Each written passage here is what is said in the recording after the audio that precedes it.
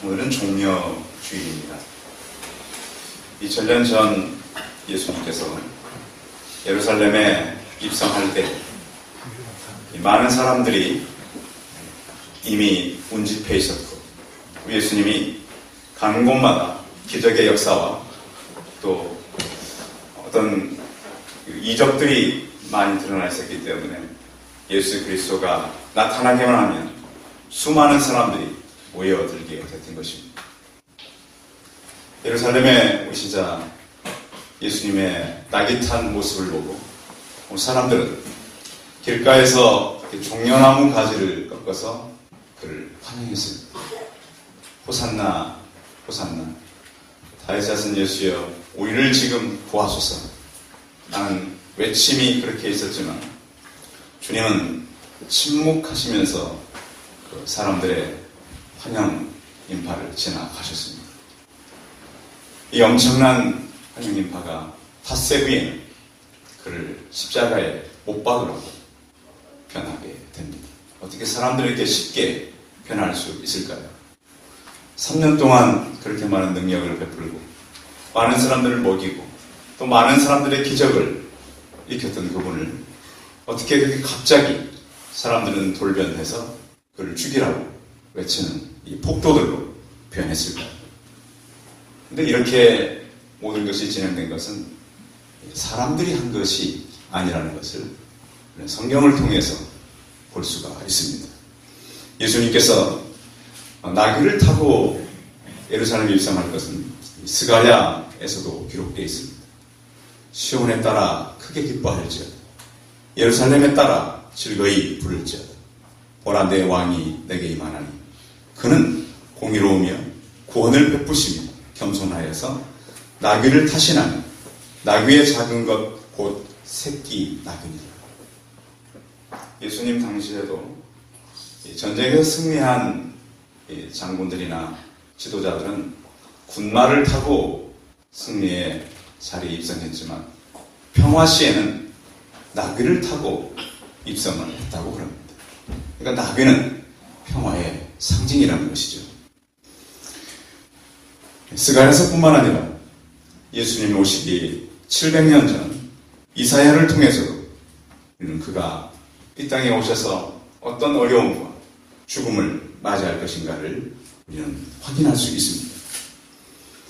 그 당시에 사람이 지나갈 때, 어떤 짐승을 타고 지나갈 때 최고의 경위는 자기 겉옷을 벗어서 그 사람이 지나가는 길에 이렇게 바닥에 깔아주는 것이었습니다. 그 당시 사람들은 물론 겉옷과 소개의 옷의 개념은 그렇게 많지는 않았습니다. 대부분의 평민들은 겉옷 한 옷을 가지고 많이 살았다고 합니다. 그래서 그가 할 수 있는 최고의 경위는 자기의 겉옷 한 옷을 벗어서 지나가면 깔아드리는 것이 최고의 경위였습니다. 많은 사람들이 이제 메시아가 왔다고, 구세주가 왔다고 이렇게 환영을 했습니다. 그러고 나서 이 사람들은 바로 많은 폭도들로 변하게 되는데요. 이사야는 그가 와서 어떤 고난을 당할 것인가를 오늘 이사야서 53장을 통해서 우리에게 말씀했습니다. 그는 십자가를 지게 된 것이 우리의 슬픔을 당한 것이었다 라고 기록해 놓았습니다. 우리 땅에 살아가면서 슬픔 없이 사는 사람은 아무도 없습니다. 누구나 슬픈 일을 만나기도 하고 또 슬퍼하는 사람을 보기도 하는 것입니다. 신앙생활도 영적 전쟁이기 때문에 우리는 기쁜 일보다는 슬픈 일을 만날 때가 더 많은 것입니다.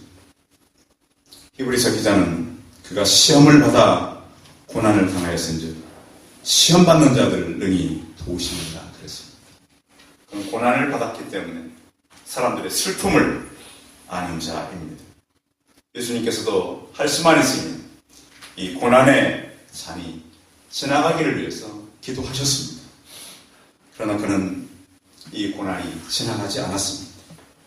많은 사람들로부터 그는 멸시를 당했습니다. 사람에게 제일 힘든 것이 사람들로부터 이 무시당하는. 그래서 사람들이 요즘에 가끔씩 사고 나는 걸 보면 왜 그런 끔찍한 일을 저질렀냐 그러면 날 무시했다. 그래서 그렇다. 되게 홧김에 그럴 수가 있고 사람은 무시당하는 것처럼 힘든 일이 없습니다. 예수님은 창조주셨습니다. 창조주이신 그 하나님이 피조물이 사람들로부터 멸시를 당하고 무시당할 때 그는 많은 슬픔을 겪어야 했습니다. 또한 그는 사람들로부터 버림받았습니다. 가까운 동료, 이웃들로부터 배신당했고 그의 제자들, 그의 백성들, 그 시대에 많은 사람들은 그가 필요할 때는 환영했지만 대부분의 백성들은 그를 무시했고 버렸습니다. 또한 그는 많은 고통을 당했습니다. 그에게 죄의 어떤 문제는 없었습니다. 그런 감옥에 들어가야 됐고 많은 매를 맞아야 됐고 험한 그런 고난을 당해야 했습니다. 또한 그의 육신은 약해서 늘 질병이 있었습니다. 사람들로부터 얼굴을 돌림을 받아야 됐습니다. 문둥이나 죄인들까지라도 그에게 흉악한 얼굴을 하고 그에게서 전혀 친절함을 볼 수 없는 그런 얼굴로 대하는 모습을 그분은 당해야 했습니다. 그러나 이 예수 그리스도가 이 모든 것을 당한 것은 우리를 구원하시기 위함이었습니다. 우리의 죄를 대신 지기 위해서 사람들로부터 많은 무시와 멸시와 또 슬픔을 당해야 했습니다. 그분은 누구에게나 환영받기를 원했던 것만은 아닙니다. 그러나 그도 환영하는 것에 대해서 좋아하셨습니다. 그러나 그는 사람들로부터 모진 무시와 사람들로부터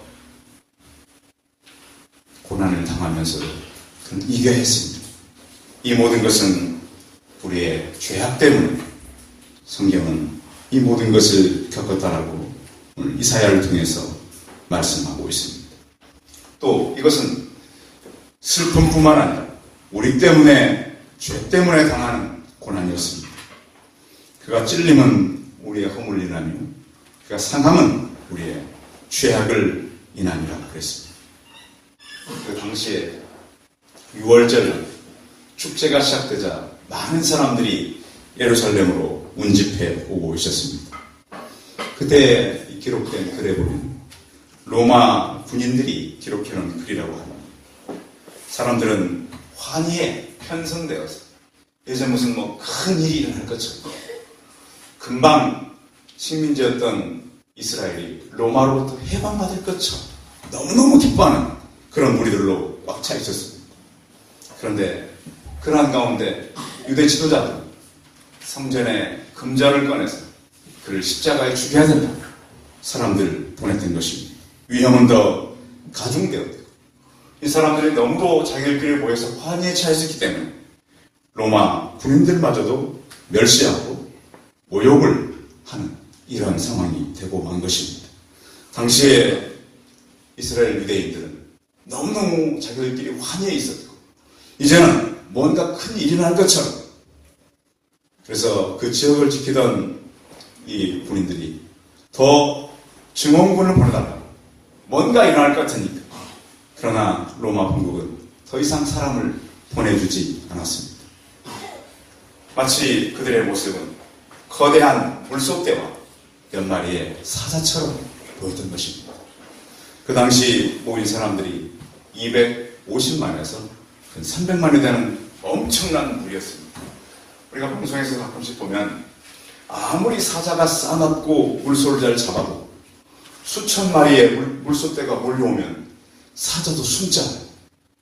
로마 군대가 아무리 강하고 힘이 딸지라도 수백만의 군중이 모여있는 데는 그들도 힘쓸 방법이 없었던 것입니다. 선동적인 폭도들 마치 제발 어떤 일이 일어나지 않기를 바라보는 이런 로마 군인들의 그 많은 사람들 앞에서 초연한 모습들을 보게 되는 것입니다. 예수님은 이렇게 많은 사람들로부터 고난을 당해야 됐는데 그것은 우리의 죄 때문이라고 성경은 표현합니다. 우리가 아직 죄인 되었을 때에 그리스도께서 우리를 위하여 죽으심으로 하나님께서 우리에게 대한 자기 사랑을 확증하셨느니라. 로마서 5장 8절에 기록되어 있습니다. 도저히 용서받을 수 없는 죄인을 살려서 어디에 유익이 있겠습니까? 마땅히 죽어야 돼. 우리 죄를 위해서 그분은 십자가를 포기하지 않았습니다. 십자가 제형의 의학적인 개념은 이렇습니다. 십자가 앞에서 받은 채찍질과 많은 매로 인해서 출혈과 쇼크가 일어나고 혈압 저하 현상 때문에 사람이 굉장히 지쳐있게 됩니다. 못을 박으려고 눕혔을 때 채찍을 당한 등에 재차 이 나무가 되기 때문에 통증이 가해지고 십자가 위에 숨을 쉴 때마다 찢긴 등과 거친 나무기둥이 부딪히며 생기는 고통은 예수님을 매 순간 이 고통의 한계에 시달리게 했다고 합니다. 의학자들은 이보다 더 큰 이 힘든 것은 호흡 곤란이라는 거죠. 십자가에 못을 박아서 사람을 세우면 쇼크사, 즉 질식사를 하게 된다는 것입니다. 못에 박힌 쭉 뻗은 팔과 어깨를 끌어내리는 몸무게는 숨을 들이쉬기가 보다는 내쉬기가 힘들다. 그러니까 십자가에 못 박힌 사람은 숨을 들이쉴 수는 있어요. 그러나 내쉴 수가 없는 그런 형태가 바로 십자가 형태입니다. 그렇기 때문에 이산화탄소가 과잉이 되고 근육 경련이 일어나고 호흡은 한층 힘든 것입니다. 그래서 숨을 쉬려면 이 무릎에 힘을 내서 최대한 몸을 들어 올려야 합니다. 팔꿈치를 다시 이렇게 구부려야 돼요. 이런 동작은 발의 몸무게 전체를 싣게 되고 못 박힌 발은 더 아프게 되는 것입니다. 그러니까 숨을 쉴 때만 말을 할 때만 고통은 더 증가되는 것이죠. 이 상황을 제프리 목사님은 이렇게 설명했습니다. 예수님은 십자가에 못 박히셔서 처절한 육체적 고통을 당합니다. 이 고통은 저주의 십자가인데 주님은 이것을 알고 당하셨기 때문에 힘든 것이다. 우리는 이 고통을 보면서 이 처참한 사형수의 신체적 고난을 그는 대신받고 육신을 찢는 고통은 그의 손과 발과 피부를 통해서 그에게 전해졌습니다. 그는 탈수로 인해서 목이 말랐고 이기기 힘든 그런 육체적 고통이 있었습니다. 그런가 하면 그는 정서적으로도 고통스러웠습니다. 그는 감정적이셨습니다. 복음서에 보면 그는 사람들과 힘든 자리에도 함께 있기를 원했습니다. 그분도 영혼의 기쁨을 아셨고 인간의 슬픔도 알았습니다. 십자가를 앞에 두고는 심한 통곡도 하셨습니다. 또한 성을 보고 우셨고 나사렛의 죽음을 보고 우셨고 십자가를 앞에 두고 심한 통곡을 하셨습니다. 이런 정서적인 고통을 당해야 되고 사회적으로도 많은 고통을 당해야 했습니다. 그분은 늘 하나님과 함께 계시기 때문에 삼위 하나님이라고 말하는 그런 사귐이 있었고 늘 교제하셨고 그런데 십자가 앞에서는 철저하게 홀로 계셨습니다. 진노의 잔을 혼자 치러야 되고 군병들이 그를 조롱할 때도 그는 혼자였습니다. 서기관과 바리새인들과 유대 지도자들은 깊이 대상이었습니다. 그리스도는 철저하게 사람들로부터 버림받을 죽음의 자리에서 그를 기억한 사람은 오직 같이 십자가에 못 박혔던 한편 강도였습니다. 그는 죽기 직전 회심했고 흉악한 최고의 형을 받았지만 예수 그리스도를 거기서 다시 믿게 된 것입니다. 처음에는 그 강도도 같이 욕을 했습니다. 비난했습니다. 그러나 그 강도는 자기의 흉악함을 깨닫고 하나님의 진노가 임한 걸 그는 깨닫고 예수여 당신의 나라에 임하실 때 나를 생각하소서라고 간구했습니다. 그는 지금까지는 예수를 인정하지 않았지만 그 안에 계신 하나님의 형상을 보았고 조상들에게서 전해들은 말씀이 그에게 다가오게 된 것입니다. 당신의 나라에 임할 때 나를 생각하소서. 내가 진실로 너희는 오늘 내가 나와 함께 낙원에 있으리라. 하나님께서는 마지막까지 그 사역을 다 하신 것입니다.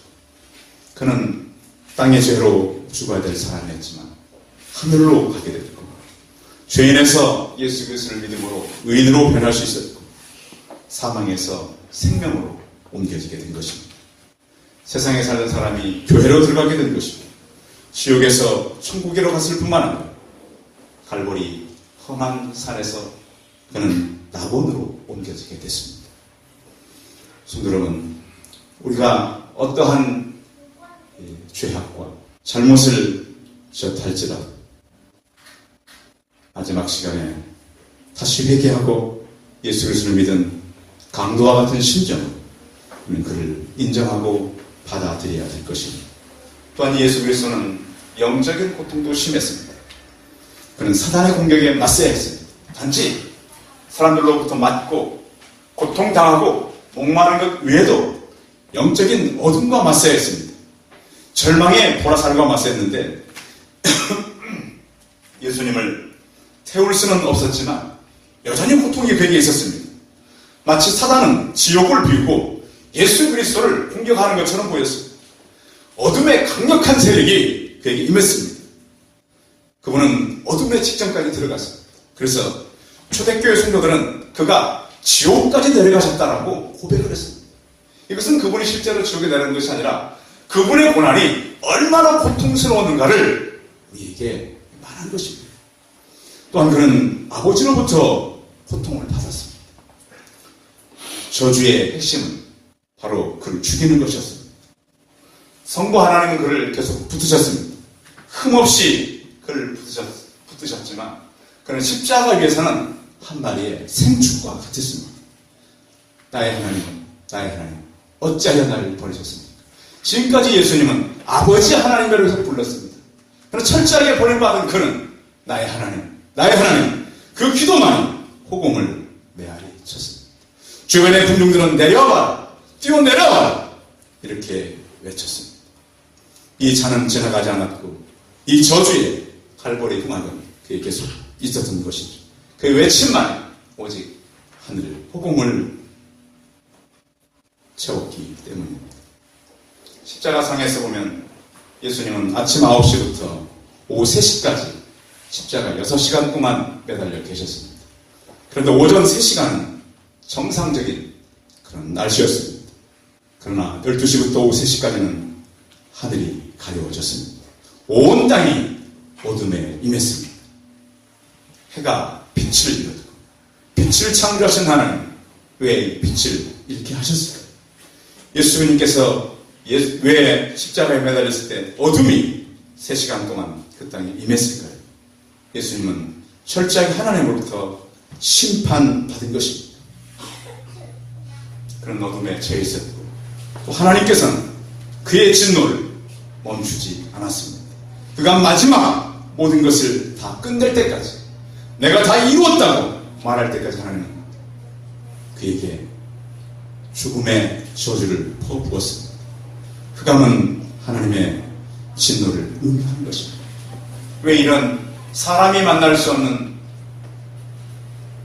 많은 고통과 또 영적인 고통과 사회적인 어려움과 정서적인 어려움과 사람들도 외면을 당하는 십자가를 그분은 지시했을까요? 5절 같이 읽어보겠습니다. 시작. 그가 찔림은 우리의 허물 때문이요 그가 상함은 우리의 죄악 때문이다. 그가 징계를 받음으로 우리는 평화를 누리고 그가 채찍에 맞음으로 우리는 마음을 평화하다. 평화를 유지하기 위해서는 반드시 대가지급이 필요합니다. 지금 우리나라가 이렇게 평화를 누릴 수 있는 것은 100년 전에 이 땅에 왔던 많은 선교사님들, 일제 강점기 때 고난당한 많은 우리 신앙의 선배들, 6.25 전쟁 때 이 땅에 피 흘린 많은 젊은이들 때문에 우리는 평화를 누리고 있습니다. 아직도 장벽은 남아 있습니다. 평화를 누리기 위해서는 많은 고통이 있는데, 요즘에 우리가 살아가는 시대는 개인주의를 넘어서 자기주의라고 말합니다. 자기주의라고 하는 것은 이미즘이라고 해서 힘든 일, 귀찮은 일, 책임질 일은 종전보다 부모나 가족 같은 집단 소선에게 넘기고 자기는 쾌락을 누리며 살려고 하는 것이 바로 자기주의라고 하는 것입니다. 이것은 고대 때부터 있었습니다. 소피스트 학파들이나 에피쿠로스 학파들이 갖고 있던 사상인데요. 개인의 선이라는 목적을 가지고 의무를 등한시한다는 것, 즉 쾌락주의죠. 요즘 우리 젊은이들이 많이 가지고 있는 것이 바로 이 자기주의입니다. 요즘 시대는 탈종교화 시대입니다. 시대정신과 가치관, 현대정신과 이 탈종교, 세속주의에 대한 특징이 있습니다. 과거에는 어떤 우리의 불가능한 것들이 가능한 신의 영역이라고 믿었지만 지금은 인간의 과학기술로도 가능하다 이렇게 생각을 합니다. 기성세대는 불안과 두려움을 신앙에 의지했지만 요즘에 젊은 사람들은 이것을 과학의 힘으로 해결할 수 있다고 믿는 것이죠. 물론 과학이 많이 해결하기도 합니다. 그리고 많은 젊은이들 가운데 있는 사상은 다원주의 사상입니다. 구원의 방법은 여러 가지가 있는데 기독교 진리도 그 중에 한 가지라고 생각을 하는 것이죠. 아직 기독교 사상을 정립하지 못한 많은 젊은이들이 이런 세계관 속에서 혼돈하고 흔들리고 있습니다. 우리는 철저하게 개인주의와 자기주의를 배격하고 하나님 신앙으로 나가야 되는 것입니다. 그 이유는 오직 예수 그리스도만이 하나님과 사람을 참 화평으로 이끌 수 있기 때문입니다. 성경은 평화하지 못하는 성을 보면서 오셨던 예수 그리스도, 가까이 오사 성을 보시고 오시며 이르시되 너는 오늘 평화에 관한 일을 알았다면 좋을 뻔하였거니와 지금 내 눈에 숨겨졌다. 예루살렘 성은 평화의 성이었어요. 하늘은 영광이요 이 땅에 평화라고 하는 그 성이 하나님 앞에 그들이 범죄함으로 더 이상 평화의 성이 그들에게는 될 수 없었던 것입니다. 하나님과 우리의 막힌 담이었던 평화를 위해서 그분은 죽게 되신 것입니다. 또한 그분은 우리의 치유를 위해서 또한 죽으셨다고 오늘 성경은 말씀합니다. 그가 채찍에 맞음으로 우리가 나음을 입었도다. 좀 살다 보면 상처받았다라고 말하는 사람들이 있습니다. 상처 받으시죠? 그러나 그 상처는 세상으로부터 사람들로부터 치유되는 것이 아닙니다. 나는 너희를 치유하는 여호와입니다. 출애굽기 15장 26절에 이렇게 말씀하십니다. 그분은 소경의 눈을 뜨기도 하셨고 안전병이를 걷게도 하셨고 귀머거리가 듣기도 하였고 벙어리가 입을 열기도 했습니다. 혹시 여러분 가운데 상처가 있거나 육신의 질병이 있다면 이 시간 치유되는 역사가 있길 바랍니다. 여러분의 질병이 예수 그리스도의 죽으심으로 회복되길 바랍니다. 그분은 혈류증 요인을 고쳤고 문둥병자를 낫게 했고 우리의 영적인 것도 육신적인 것도 치유하시는 그 하나님이십니다. 오늘 성경은 그의 죽으심이 단순히 사람들에 의해서 로마 군인들에 의해 죽은 것이 아니라 우리의 슬픔을 기쁨으로 바꾸시고 우리의 죄를 평화로 바꾸시고 우리의 질병과 상처를 치유하기 위해서 일하셨다고 성경은 말씀합니다. 에베소서 1장 4, 5절은 이렇게 기록합니다. 찬송하리로다 하나님 곧 우리 주 예수 그리스도의 아버지께서 그리스도 안에서 하늘에 속한 모든 신령한 복을 우리에게 주시되 곧 창세전에 그리스도 안에서 우리를 택하사 우리로 사랑 안에서 그 앞에 거룩하고 흠이 없게 하시려고 그 기쁘신 뜻대로 우리를 예정하사 예수 그리스도로 말미암아 자기 아들들이 되게 하셨습니다. 예수 그리스도의 고난의 십자가는 그분의 예정이었습니다. 고난도 예정하셨고 그분의 모든 고통도 예정하셨습니다. 700년 전 이사야를 통해서 520년 전 하나님의 사람 주의 사도들을 통해서 우리에게 말씀합니다.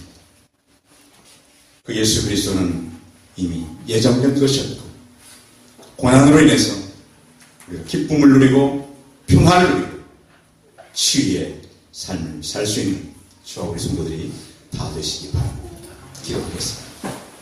살아계신 하나님, 저희가 예수 그리스도의 십자가를 묵상합니다. 그분이 받았던 처절한 고난을 다시 생각해 보았습니다. 모든 것으로부터 단절되었었고 하나님마저도 응답이 없었던 처참한 십자가 위에서 우리의 슬픔을 기쁨으로 만드시고 우리의 죄로 인한 생긴 담을 허시고 평화를 만드시고 우리의 질병과 우리의 상처를 치유하시며 다 이루었다고 말씀하신 주님, 모든 것을 다 갚으신 주님, 주님께서 우리가 또한 이 고난주간을 맞으면서 다시금 우리의 삶 속에 예수 그리스도의 고난을 생각하며 묵상하는 한 주간을 보내게 하시고 우리가 하나님 철저하게 나를 위해서 자기를 위해 사는 것이 아니라 나를 위해 죽으신 예수 그리스도를 위해 살아가는 우리가 되게 하여 주시옵소서. 주 예수 그리스도의 이름으로 기도하였습니다. 아멘.